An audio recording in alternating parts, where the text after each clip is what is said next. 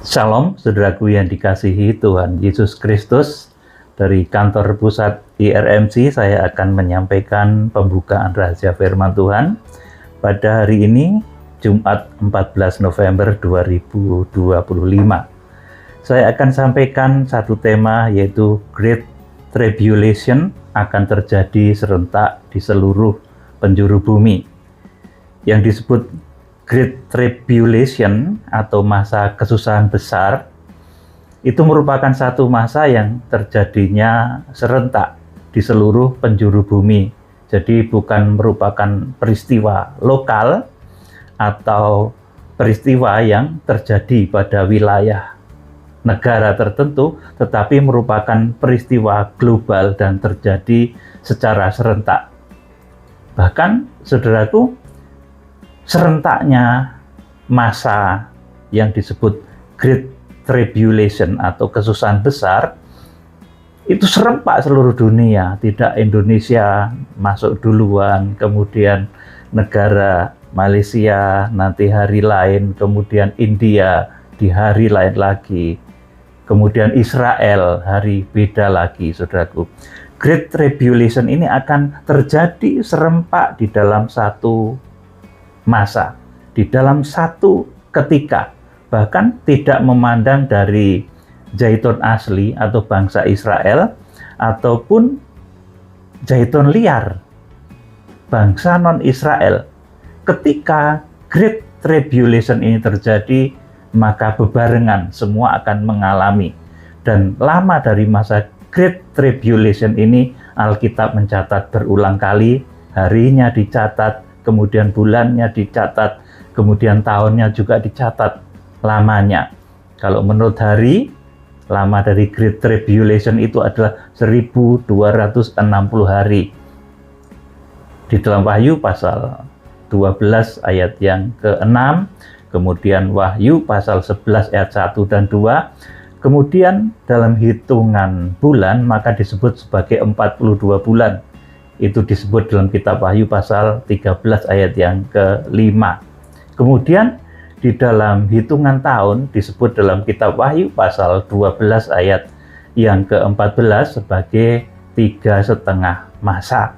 Atau kalau di dalam nubuatan kitab Nabi Daniel, itu pertengahan dari 7 tahun terakhir menurut perhitungan Sabat Daniel. Saudara yang dikasihi Tuhan Yesus Kristus, Great Tribulation ini, saudaraku, akan terjadi lewat satu keputusan atau resolusi internasional yang kekuatan hukumnya nanti akan mengikat seluruh penduduk bumi. Maka waktunya pun seperti tadi saya sampaikan, waktunya pun bisa dihitung.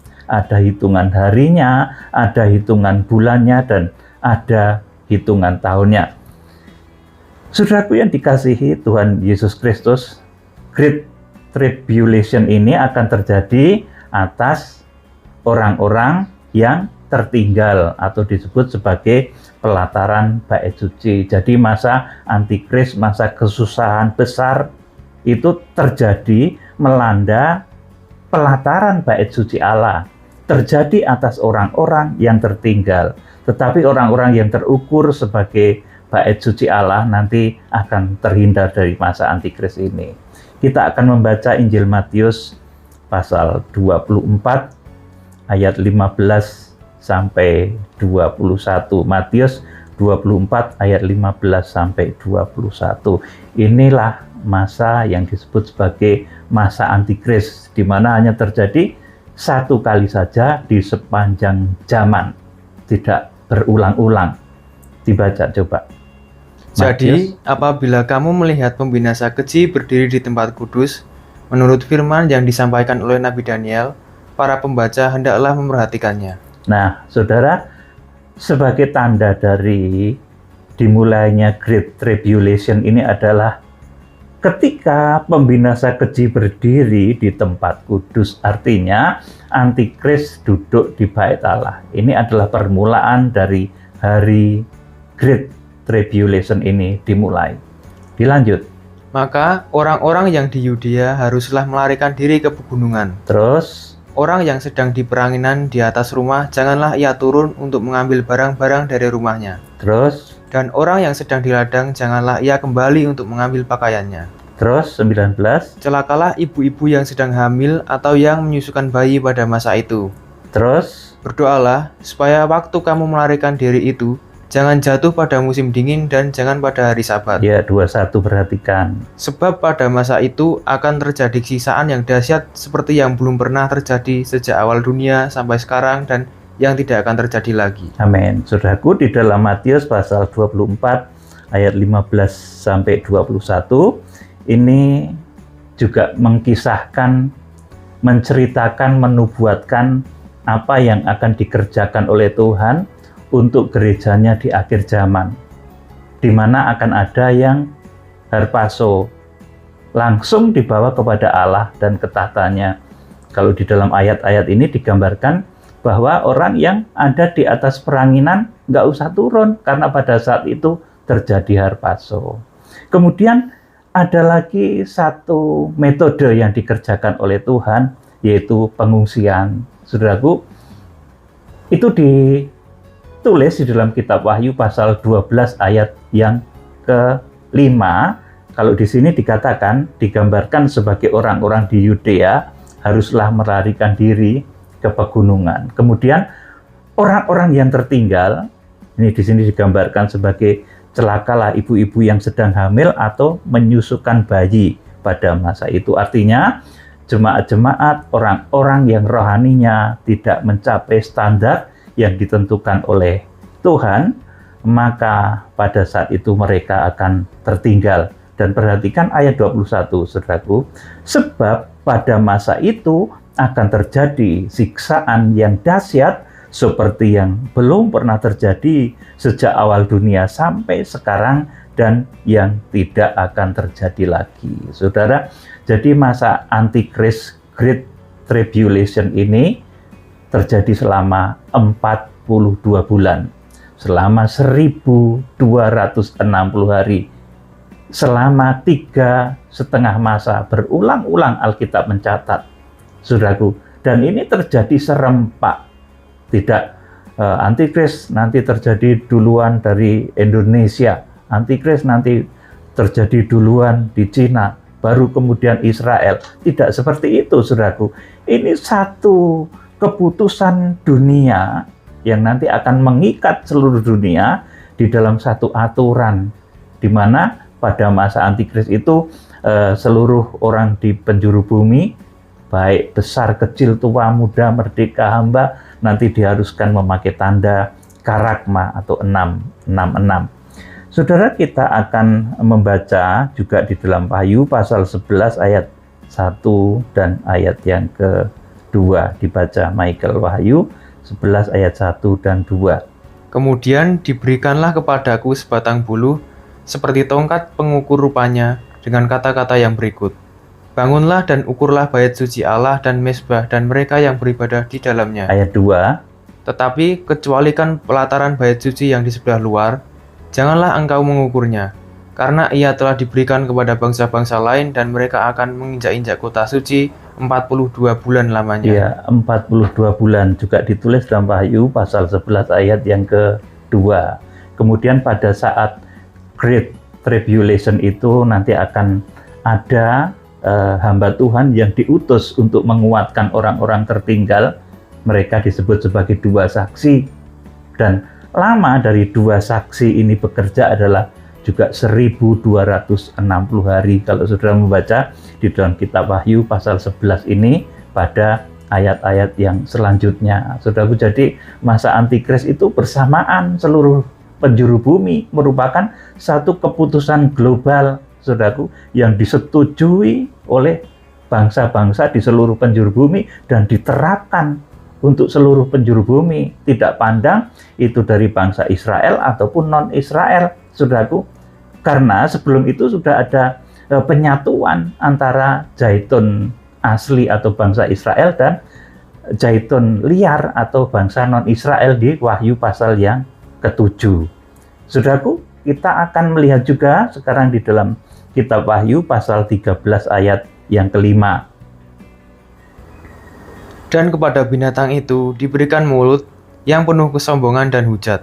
Kepadanya diberikan juga kuasa untuk melakukannya 42 bulan lamanya. Iya, jadi diterangkan lagi setelah di dalam Wahyu pasal 11 ayat yang kedua, 42 bulan, maka diterangkan lagi di dalam Wahyu pasal 13 ayat 5, masa Great Tribulation itu adalah 42 bulan di mana Antikris berkuasa atas muka bumi ini.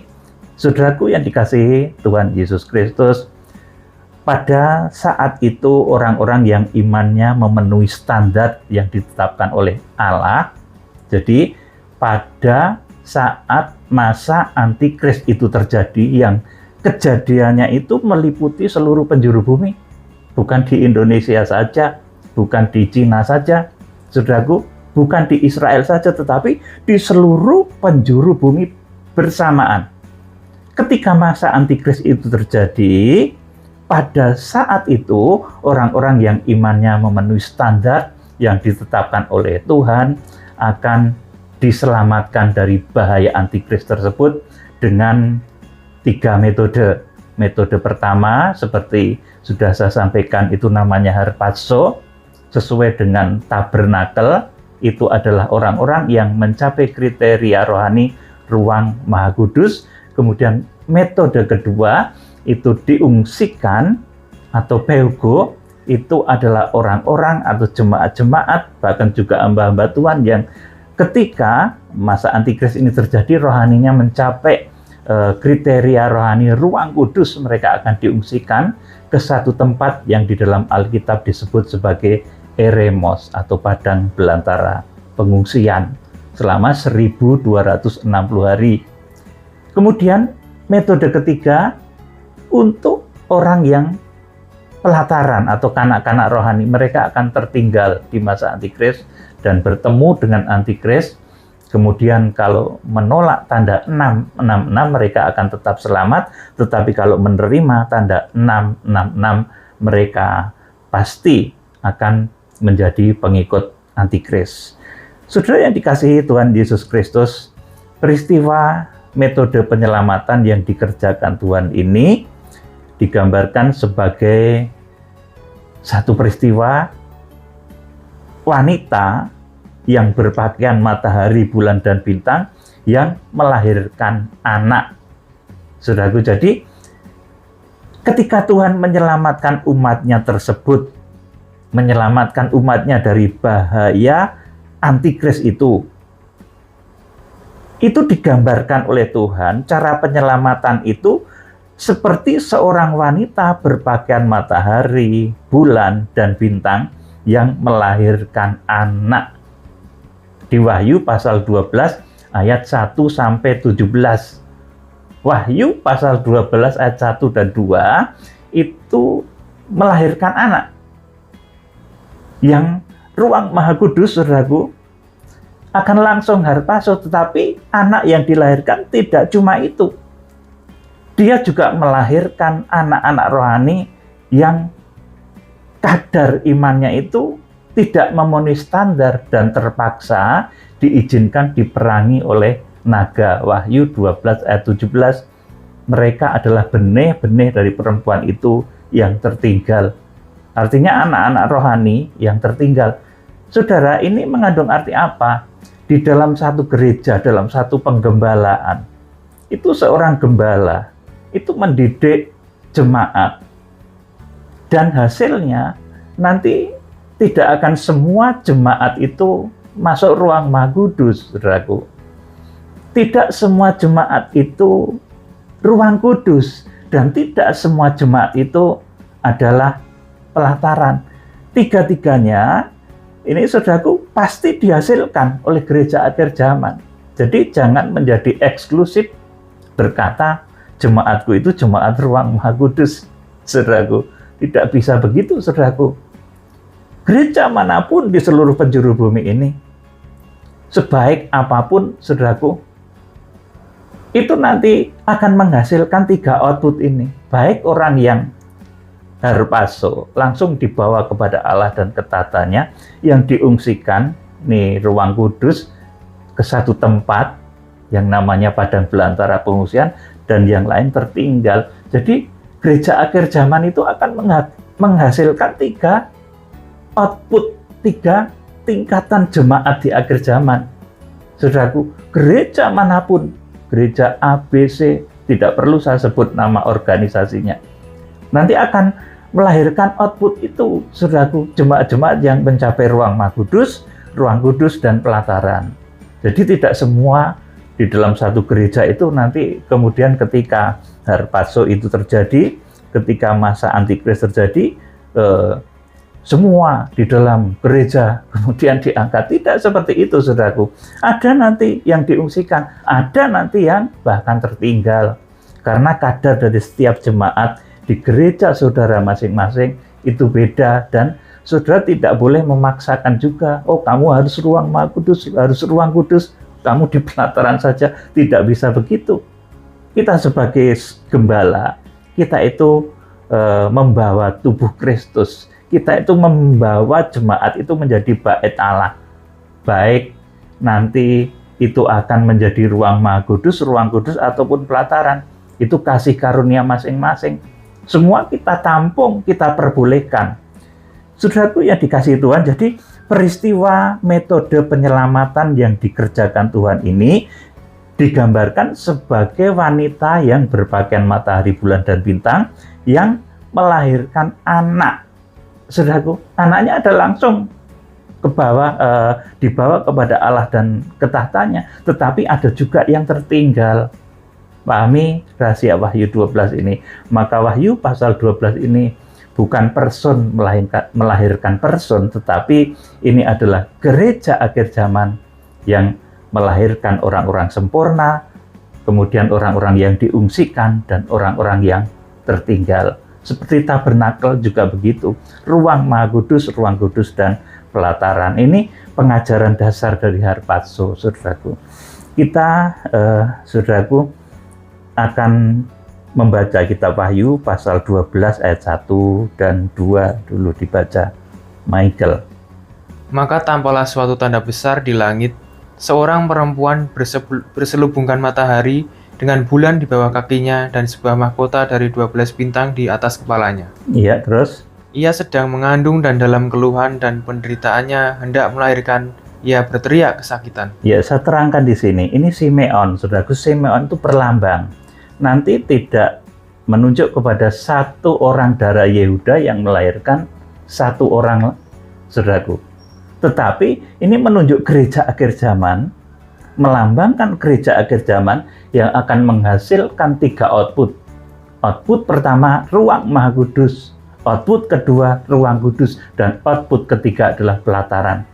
Ini makna dari Wahyu pasal yang ke-12, saudaraku. Dan ini merupakan metode yang digunakan oleh Tuhan untuk menyelamatkan umatnya dari bahaya masa antikris, saudaraku. Jadi seperti orang yang mengandung, ya saudaraku. Rasul Paulus itu juga mengatakan demikian, oleh karena kamu aku merasakan sakit bersalin. Saudaraku, nanti ayatnya akan kita baca. Sekarang kita baca Wahyu 12 ayat yang ke-5 dan ke-6. Ini metode utama yang pertama dan kedua. Metode utama pertama dan kedua itu harpazo, langsung dibawa kepada Allah dan ke tahtanya. Metode utama kedua itu peogo, dibawa ke padang belantara pengungsian.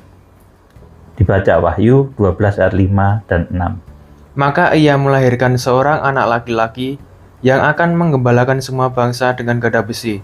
Tiba-tiba anaknya itu dirampas dan dibawa lari kepada Allah dan ke tahtanya. Terus, perempuan itu lari ke padang gurun, di mana telah disediakan suatu tempat baginya oleh Allah, supaya ia dipelihara di situ 1260 hari lamanya. Ayat 14 langsung, Wahyu 12 ayat 14.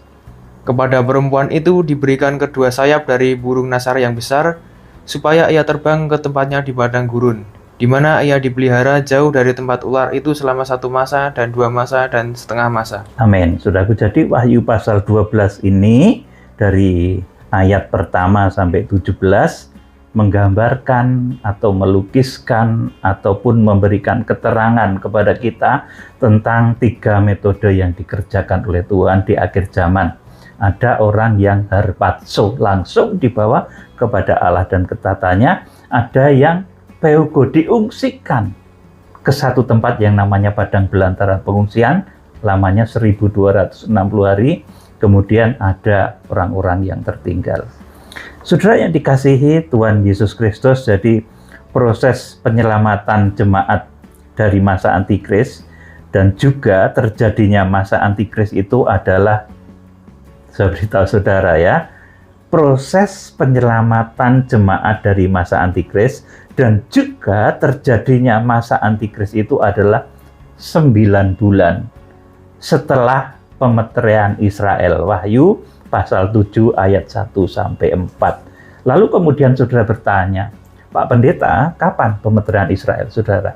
Sampai sekarang saya sebagai seorang hamba Tuhan yang mencanangkan kegerakan kuda putih penjangkauan terhadap bangsa Israel, saya belum merasa berhasil, saudaraku.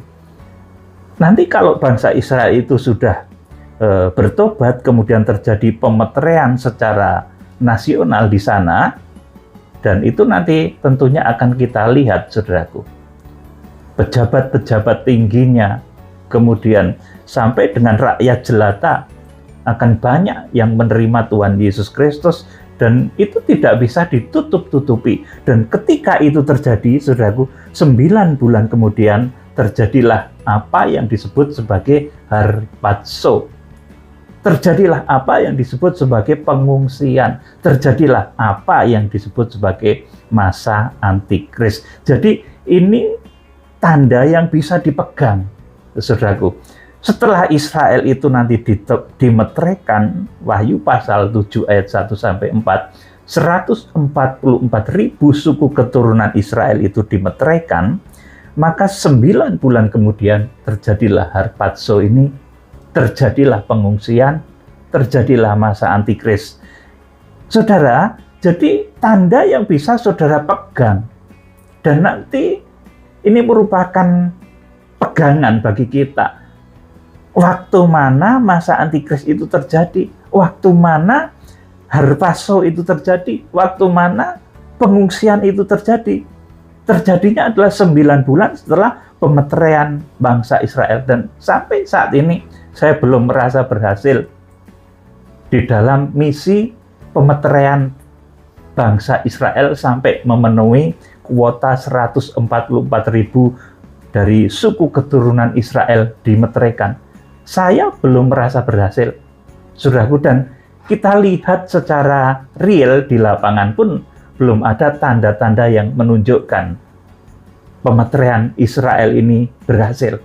Maka kami, hamba-hamba Tuhan, masih memiliki tugas untuk menjangkau Israel, untuk pertobatan Israel, sampai nanti 144.000 suku keturunan Israel itu betul-betul dimeteraikan. Saudaraku, ini masih kita upayakan, kita masih bekerja keras ke sana, sampai nanti bisa tercapai pemeteraian seperti yang ditulis di dalam kitab Wahyu, pasal 7 ayat 1-4. Saudaraku yang dikasihi Tuhan, saya beritahu saudara, sebelum terjadinya pemeteraian Israel, 144.000 dari suku keturunan Israel itu dimeteraikan, maka sekali-kali tidak akan pernah terjadi masa antikris.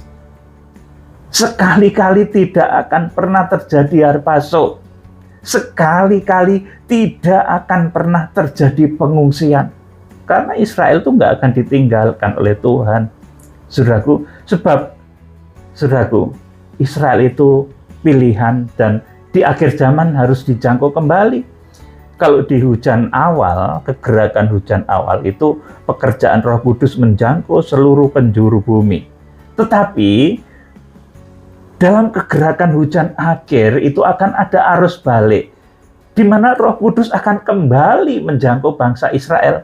Maka saya sampaikan pada saudara, kalau ada tentang pemberitaan akhir zaman, tentang teori-teori akhir zaman, tetapi tidak mementingkan bangsa Israel, saudaraku, tidak memiliki visi untuk keselamatan Israel, bisa dipastikan, saudaraku, itu sesuatu yang kurang tepat dan nanti akan banyak mengecewakan orang. Saudara, maka menjadi sangat penting pemeterian terhadap bangsa Israel. Dan ini menjadi tanda dari ajaran akhir zaman yang benar. Bahwa ajaran akhir zaman yang benar itu akan menyertakan Israel, akan menganggap Israel itu sebagai sesuatu yang penting untuk dijangkau dan diselamatkan. Karena Roh Kudus di akhir zaman itu akan menjangkau kembali Israel.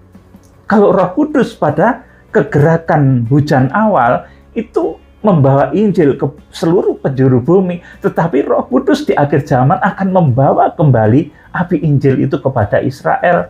Makanya setiap orang, setiap jemaat, setiap hamba Tuhan harus memiliki kecintaan dan terbeban untuk menjangkau bangsa Israel supaya Israel bertobat. Memang saat ini, saudaraku, Israel sedang dalam kondisi yang tidak baik dan harus bertobat menerima Tuhan Yesus Kristus dan kemudian dimeteraikan. Saudaraku, jadi penting ya, ini ingat baik-baik, sebelum terjadinya pemeterian Israel, sekali-kali tidak akan pernah terjadi pengangkatan, tidak akan terjadi pengungsian, tidak akan terjadi masa antikris sebelum Israel dimeteraikan. Saudara yang dikasihi Tuhan Yesus Kristus, maka sebelum terjadi yang disebut sebagai harpazo, atau orang sudah kadung mengenal dengan bahasa Rebja ya, tapi yang paling tepat itu harpazo, langsung dibawa kepada Allah dan ketahtanya. Juga sebelum terjadi pengungsian atau Peogo, Wahyu 12 ayat yang ke-6. Dan sebelum terjadi masa antikris, maka malaikat yang membawa berita harpazo dan pengungsian dan masa antikris. Jadi di akhir zaman itu akan ada tokoh yang disebut sebagai malaikat yang berwajah seperti matahari di Wahyu pasal 10 ayat 1 sampai 4. Maka malaikat yang bertugas membawa berita harpazo, pengungsian dan masa antikris itu membawa berita dari surga. Saudaraku, dikatakan dari surga. Kenapa demikian, saudaraku? Yang ditandai dengan terbukanya gulungan kitab. Saudaraku, ini artinya apa? Terbukanya gulungan kitab. Ini prestasi dan tanda wisuda atas keberhasilannya oleh karena korban Kristus melalui kepemimpinannya, kepemimpinan tokoh akhir zaman yang disebut berwajah seperti matahari, Wahyu pasal 10 ayat 1 sampai 4. Lewat kepemimpinan tokoh ini Israel dipertobatkan. Jadi di tangan malaikat itu ada kitab terbuka. Ini Israel yang sudah dimeteraikan, hati Israel yang sudah terbuka. Di mana di Wahyu pasal 5, saudaraku, kitab itu masih tersegel kuat dengan 7 meterai. Tetapi lewat kepemimpinan tokoh ini akhirnya bangsa Israel dimeteraikan, bertobat menerima Tuhan Yesus Kristus dengan jumlah yang ditentukan oleh Tuhan, dan itu digambarkan sebagai gulungan kitab yang terbuka di tangan malaikat yang berwajah matahari. Itu prestasi mempertobatkan bangsa Israel. Ya bukan kekuatan dia, tetapi kekuatan darah anak domba, kekuatan Tuhan Yesus. Tapi Tuhan Yesus itu ketika melaksanakan segala keputusannya selalu memakai hamba-hambanya. Saudaraku yang dikasihi Tuhan, jadi malaikat yang membawa berita harpazo, berita pengungsian, dan berita tentang masa antikris dengan akurat, itu membawa berita dari surga. Saudaraku, yang ditandai dengan terbukanya gulungan kitab, prestasi mempertobatkan Israel. Ini loh, saudaraku. Kemudian, itu merupakan tanda wisuda atas keberhasilannya oleh karena korban Kristus melalui kepemimpinannya Israel itu dimeteraikan. Saudaraku, makanya malaikat di Wahyu pasal 10 itu, saudaraku, di dalam tangannya ia memegang gulungan kitab kecil yang terbuka. Saudara, malaikat yang membawa berita dari surga ini, Wahyu pasal 10 ayat 1 sampai 4, saudaraku, ini adalah hamba Tuhan yang hidup, saudaraku, dan hidupnya menjadi bait Roh Kudus sepenuhnya. Hidupnya itu dipenuhi oleh Roh Kudus sepenuhnya. Akhirnya dia bisa memberitakan kitab Wahyu berdasarkan segala suatu keputusan surga. Dia memberitakan kitab Wahyu bukan karena dia pengamat militer, bukan karena dia pengamat kesehatan, pengamat geopolitik dunia, tetapi dia memberitakan kitab Wahyu. Tokoh ini membawa berita tentang Harpaso, tentang pengungsian dan masa antikris. Itu tidak karena dengar berita, oh iya, di Timur Tengah sekarang ada perjanjian damai yang mengikat, saudaraku, yang belakangan ini kita dengar, saudaraku. Di sana ada perjanjian damai, kemudian dihitung, mulai dari perjanjian damai itu dihitunglah menjadi 7 tahun, sudah ditambahkan ke 7 tahun, saudaraku.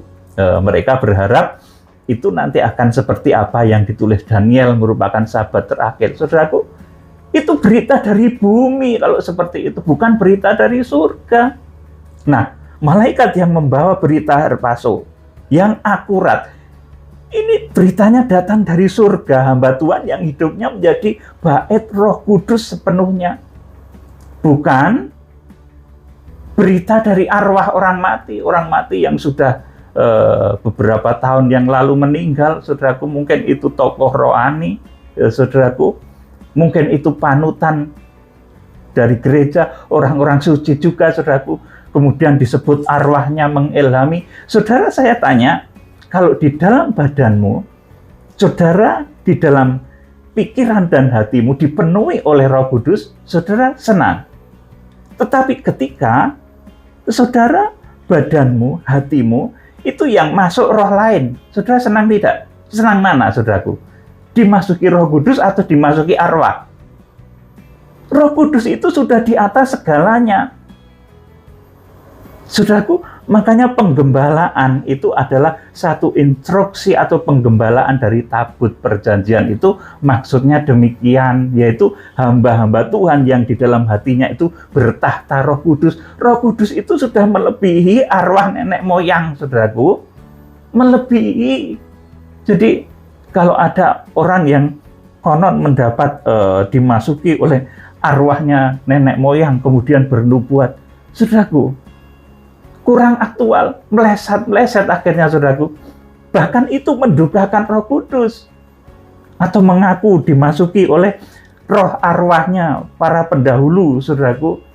Pendeta idola saudara mungkin. Wah, saya dimasuki oleh arwahnya pendeta yang sudah meninggal dulu, pendeta top.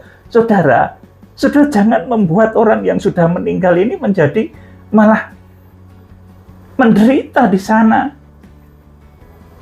Roh Kudus itu bertahta di dalam diri orang, di dalam diri hamba-hamba Tuhan yang memang akan diutus oleh Tuhan, yang menjadikan hidupnya itu bait suci Allah.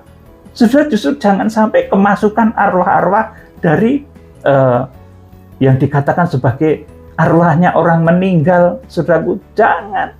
Hati saudara itu seperti tabut perjanjian Allah, di mana yang berhak berbicara dari atas tabut itu cuma Roh Kudus. Nah, kalau di dalam hati saudara, saudaraku, ada orang kerasukan, kemudian dia dari hatinya itu mengalir ucapan-ucapan lewat mulutnya, nubuatan palsu. Karena yang masuk itu arwah lain selain kuasa Roh Kudus, maka nubuatnya meleset. Saudaraku, jadi demikian ya. Saudara jangan suka kesurupan apapun yang mengatakan itu arwah orang suci lah, arwah nabi-nabi terdahulu. Tidak bisa. Mereka sedang menanti saat kebangkitan juga, saudaraku. Saat sangkakala terakhir dibunyikan. Daniel pun, saudaraku, nanti bangkitnya itu di sana, saudaraku. Nah, saudara harus ngerti. Jadi, tokoh malaikat yang berwajah matahari, yang membawa berita harpaso, membawa berita tentang pengungsian, dan membawa berita tentang datangnya masa antikris, adalah hamba Tuhan yang hidup, dan hidupnya menjadi bait Roh Kudus. Roh Kudus bertahta, bertabernakel, berbicara dari atas tabut, dari dalam hatinya. Bukan dari arwah orang mati, ilham dari arwah orang yang meninggal, yang membawa berita, saudaraku. Juga bukan lewat pengamatan politik, pengamatan militer, pengamatan ekonomi, ataupun pengamatan geopolitik dunia. Saudaraku, makanya disebut sebagai malaikat itu turun dari surga. Karena apa yang disampaikannya betul-betul tidak terpengaruh karena isu-isu dunia. Tidak terpengaruh isu-isu perjanjian damai. Tidak terpengaruh isu-isu Gog Magog. Tidak terpengaruh situasi di Iran, situasi di Israel. Tetapi betul-betul dia membawa berita dari surga. Dan karena dia membawa berita dari surga, justru nanti alam raya ini yang ikut. Kejadian-kejadian besar nanti akan melanda Israel, melanda, saudaraku, dunia, melanda Iran, melanda Gog Magog, tanah Gog Magog, melanda tanah sini, melanda Amerika. Itu justru karena perkataannya, bukan dia membawa berita dari dunia. Seperti reporter menyimpulkan, oh karena terjadi begini, terjadi perjanjian damai, maka saudara kemudian bikin teori, wah perjanjian damai sudah ditandatangani bulan September, kemudian ditambahkan menjadi 7 tahun.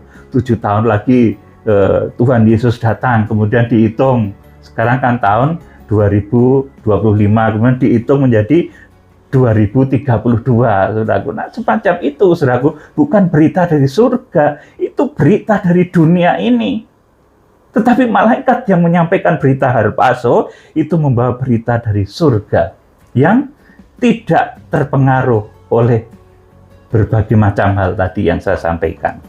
Saudara, di dalam Wahyu pasal 10 itu digambarkan juga malaikat itu turun dari surga, saudaraku, turun dari langit. Auranos bahasa aslinya itu seperti itu, saudaraku. Berselubungkan awan, saudaraku. Kemudian menginjakkan kaki kanan di laut dan kaki kiri di bumi. Ini artinya apa, saudaraku?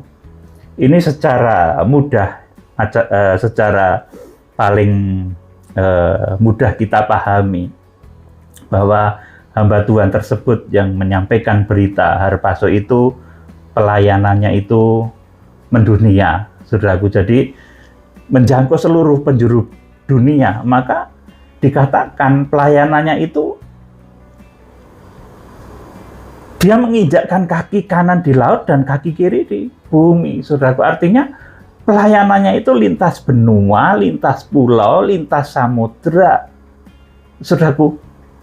Kemudian kalau demikian, tentu dia itu karena lintas laut, lintas samudra, dia tentu, saudaraku, sering berselubung awan. Saudara kalau naik pesawat ya, saudara itu berada di awan-awan, saudara.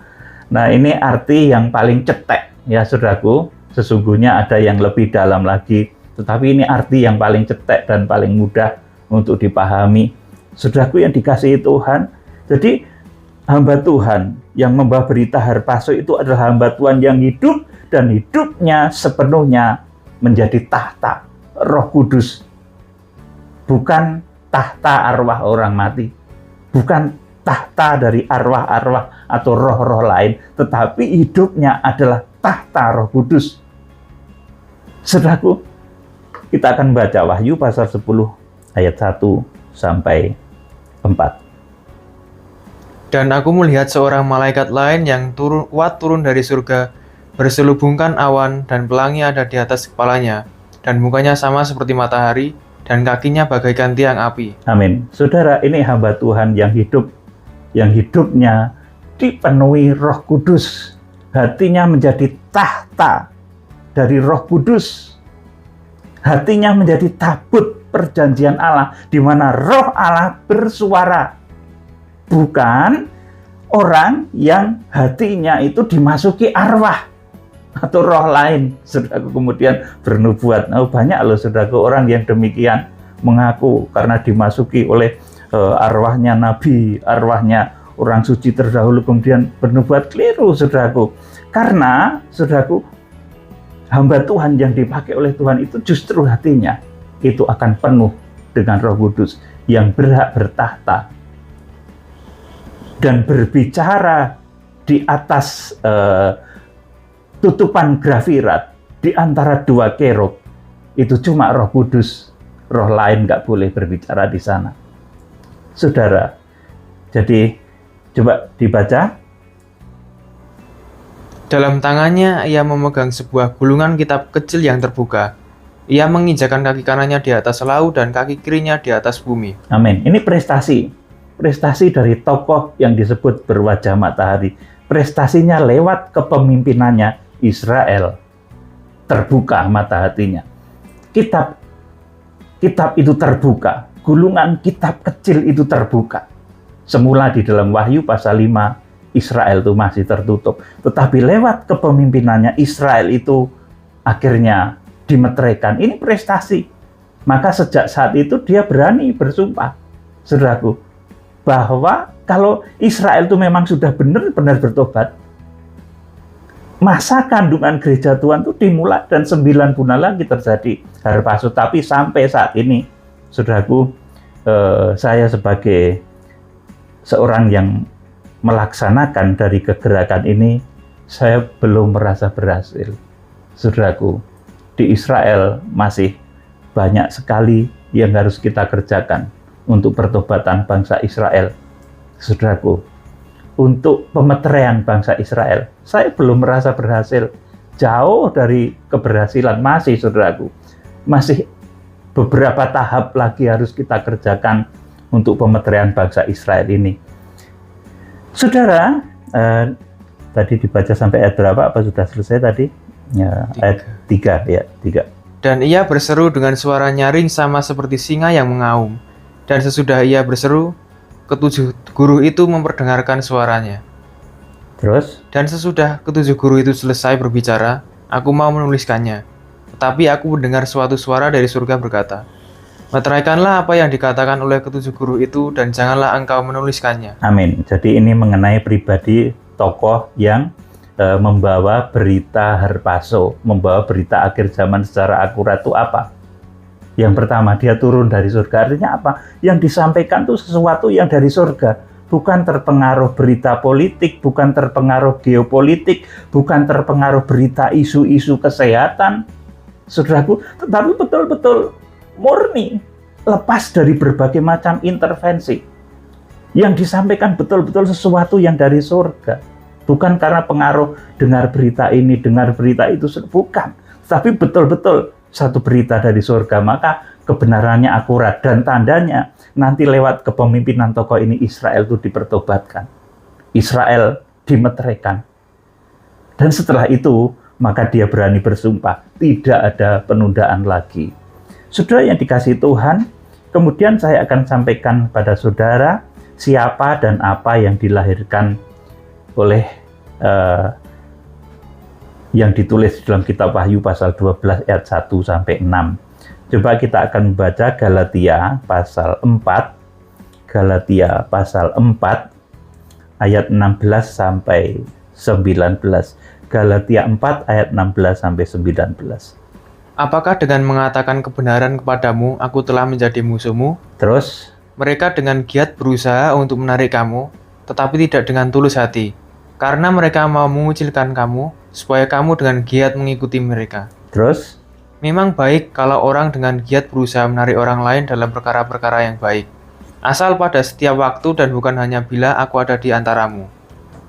Hai anak-anakku, karena kamu aku menderita sakit bersalin lagi, sampai rupa Kristus menjadi nyata di dalam kamu. amin. Rasul Paulus kepada jemaat Galatia menuliskan, hai anak-anakku, karena kamu aku menderita sakit bersalin lagi, sampai rupa Kristus nyata di dalam kamu. Yang dilahirkan di Wahyu pasal 12 itu bukan person melahirkan person, bukan seorang darah Yehuda melahirkan seorang anak lagi, tetapi gereja akhir zaman. Seperti Rasul Paulus katakan, hai anak-anakku, karena kamu aku menderita sakit bersalin lagi, sampai rupa Kristus menjadi nyata di dalam kamu. Jadi nanti orang-orang yang dilahirkan oleh gereja di akhir zaman, yang digambarkan sebagai wanita yang berselubungkan matahari, bulan, dan bintang, itu adalah orang-orang yang memiliki rupa Kristus. Maka disebut, saudaraku, anak laki-laki itu menggembala segala bangsa dengan gada besi. Karena mereka adalah orang-orang sempurna yang bisa mencerminkan rupa Kristus nyata di dalam hidupnya. Saudaraku yang dikasihi Tuhan, jadi sekali lagi saya sampaikan kepada saudara bahwa masa antikris itu adalah satu masa yang berlakunya bersamaan di seluruh dunia, bukan berganti-gantian. Di Indonesia nanti dahulu, kemudian di Israel nanti masa antikrisnya sendirian dahulu, belakangan. Saudara, tidak seperti itu, saudara. Tetapi masa antikris itu akan berlaku global di seluruh penjuru bumi, dan lamanya adalah 1260 hari kalau dihitung dengan hari, atau 42 bulan kalau dihitung dengan bulan, atau 3,5 masa, 3,5 tahun kalau dihitung dengan hitungan tahun menurut tahun Yahudi. Saudaraku yang dikasihi Tuhan Yesus Kristus, jadi saya sampaikan kepada saudara bahwa kegerakan kitab Wahyu yang kami sampaikan, yang kita semua nikmati, kita semua dengar, ini adalah pemberitaan surgawi. Saudaraku, saya tidak pernah terintervensi oleh berbagai hal, isu-isu politik, isu-isu geopolitik, isu-isu perang, isu-isu gempa bencana. Saya tidak pernah terpengaruh oleh itu. Tetapi apa yang Roh Kudus nyatakan, saya sampaikan pada saudara. Jangan sampai nanti saya mengatakan, apakah dengan mengatakan kebenaran kepadamu, aku telah menjadi musuhmu. Saudaraku, ya, saya menyampaikan kebenaran dari tempat yang maha tinggi. Kiranya Tuhan Yesus Kristus memberkati.